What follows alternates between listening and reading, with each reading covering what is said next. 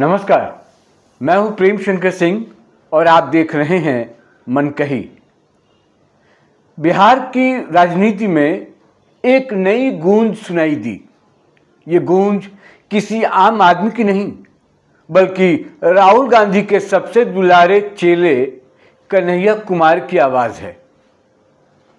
वही कन्हैया जो आजकल राहुल गांधी के नेतृत्व में वोट अधिकार यात्रा निकाल रहे हैं। इस यात्रा का नाम भले ही लोकतंत्र बचाने के लिए रखा गया हो, लेकिन असलियत ये है कि लोकतंत्र बचाने की बात करते करते कन्हैया ने ऐसा बयान दे डाला कि पूरे इंडिया गठबंधन की बुनियाद हिल गई। सासाराम की धरती से कन्हैया ने कहा, अब राजा का बेटा राजा नहीं बनेगा।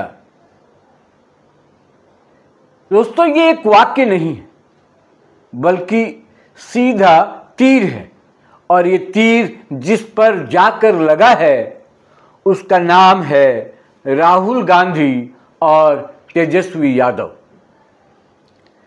आप सोचिए जरा, राहुल गांधी जिनके लिए कांग्रेस की पूरी पार्टी सालों से मेहनत कर रही है, वो सिर्फ इसलिए कांग्रेस के नेता बने कि वो गांधी परिवार के वारिस हैं।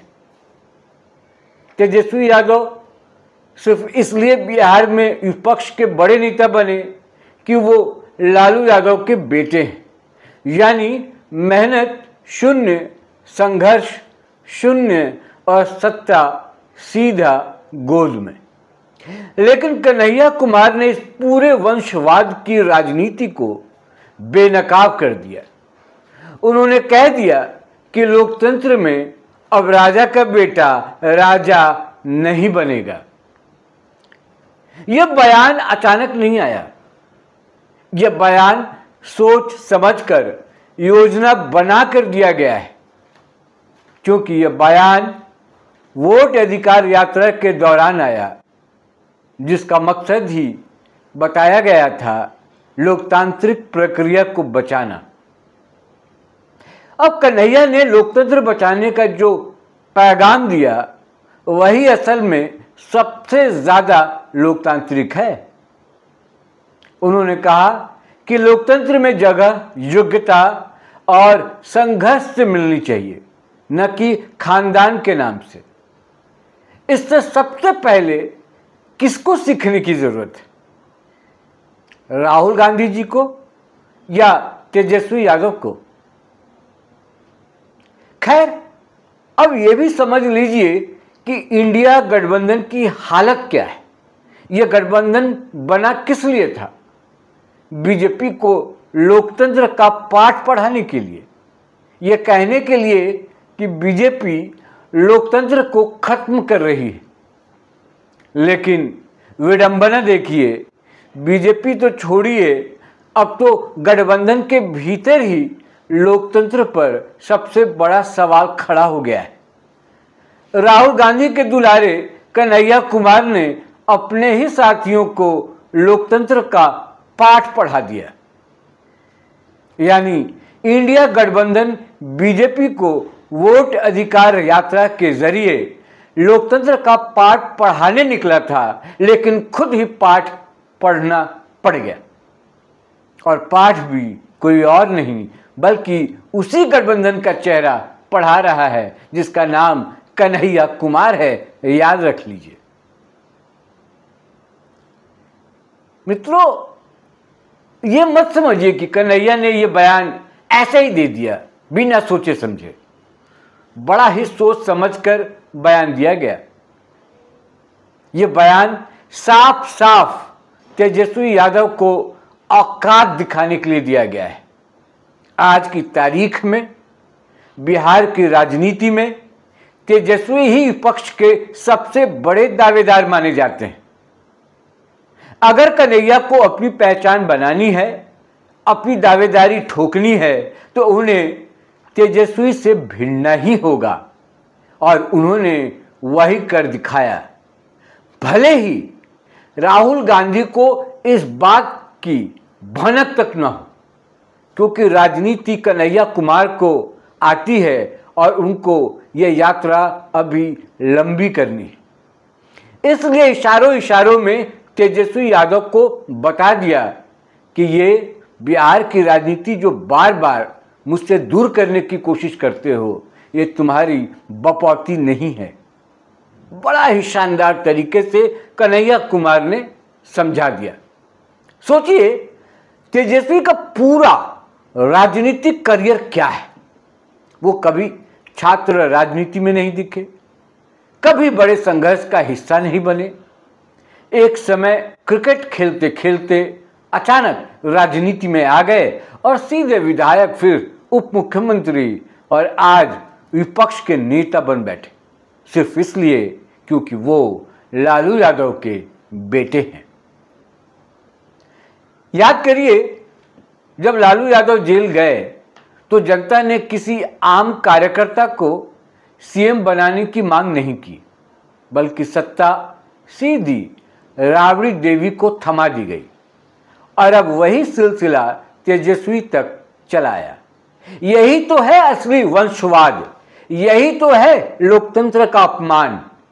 दरअसल कन्हैया कुमार ने मौका देखकर छक्का मारने का काम कर दिया और बता दिया कि हम भी हैं रेस में, इसलिए लोकतंत्र में राजा का बेटा राजा नहीं बनेगा। कांग्रेस में भी यही कहानी, नेहरू से इंदिरा, इंदिरा से राजीव, राजीव से सोनिया, सोनिया से राहुल और अब प्रियंका, क्योंकि प्रियंका भी तो लोकसभा चुनाव जीत कर आ गई हैं संसद में। कभी किसी आम कार्यकर्ता को मौका मिला क्या?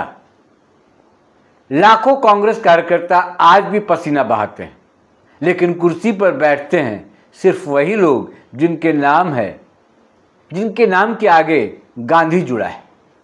दोस्तों, बीजेपी ने सालों से यही मुद्दा तो उठाया है। आज उसी लाइन को कन्हैया ने उठा लिया, जाने अनजाने पता नहीं, लेकिन उठा तो लिया, और जब उठा लिया तो ये मुद्दा बन गया। बीजेपी बार बार कहती है कि कांग्रेस और लालू परिवार जैसे दल लोकतंत्र को परिवारवाद में कैद करके बैठ गए, लेकिन अब जब यही बात विपक्ष के अपने चेहरे कन्हैया कहने लगे तो इसका असर दोगुना हो गया है और राहुल तेजस्वी बीजेपी को घेरते घेरते खुद घिर गए, यानी घेरे में आ गए। तेजस्वी यादव के लिए यह बयान सबसे बड़ा झटका है, क्योंकि अब तक ये सोचते थे कि बिहार में विपक्ष के तौर पर उनकी दावेदारी सबसे मजबूत है, लेकिन कन्हैया ने यह कहकर साफ कर दिया कि बिहार में अब वंशवाद की राजनीति नहीं चलेगी, अब योग्यता और संघर्ष की राजनीति होगी।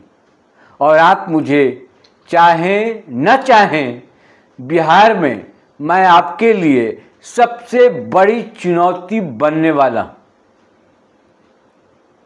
और राहुल गांधी, उनके लिए तो ये और भी बड़ा झटका है, क्योंकि कन्हैया वही हैं जिन्हें उन्होंने अपने सबसे करीबी बनाया, कांग्रेस में जगह दी, मंच पर आगे किया, और वही कन्हैया अब गांधी परिवार की पूरी राजनीति पर सवाल उठा रहे हैं।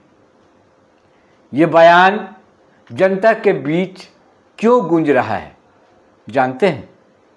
क्योंकि जनता भी यही चाहती है। बिहार का नौजवान ये सवाल पूछ रहा है कि कब तक सत्ता लालू परिवार की बपौती रहेगी, कब तक कांग्रेस गांधी परिवार की दासी बनी रहेगी, आखिर लोकतंत्र में आम आदमी का हक कब आएगा। कन्हैया का यह बयान इसी जनता की आवाज है।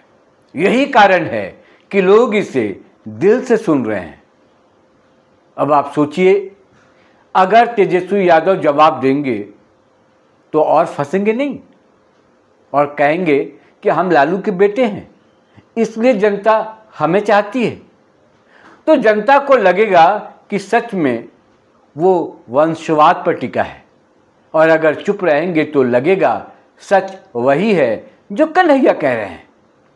यानी दोनों तरफ से तेजस्वी फंस गए। राहुल गांधी भी इसी चक्रव्यूह में फंस गए। कांग्रेस ने हमेशा कहा कि लोकतंत्र को बीजेपी खतरे में डाल रही है, लेकिन अब सवाल ये उठ रहा है कि लोकतंत्र को सबसे बड़ा खतरा तो खुद गांधी परिवार और लालू परिवार से। क्योंकि सोचिए, लोकतंत्र का मतलब है जनता तय करेगी कि कौन नेता बनेगा, लेकिन परिवारवाद का मतलब है सिर्फ खून का रिश्ता तय करेगा कि कौन नेता बनेगा और कौन नहीं। दोनों में जमीन आसमान का फर्क है। कन्हैया ने जब यह कहा कि अब राजा का बेटा राजा नहीं बनेगा, तो यह दरअसल लोकतंत्र और वंशवाद की सीधी टक्कर का ऐलान था। देखिए, आने वाले चुनाव में यह मुद्दा सबसे बड़ा होगा।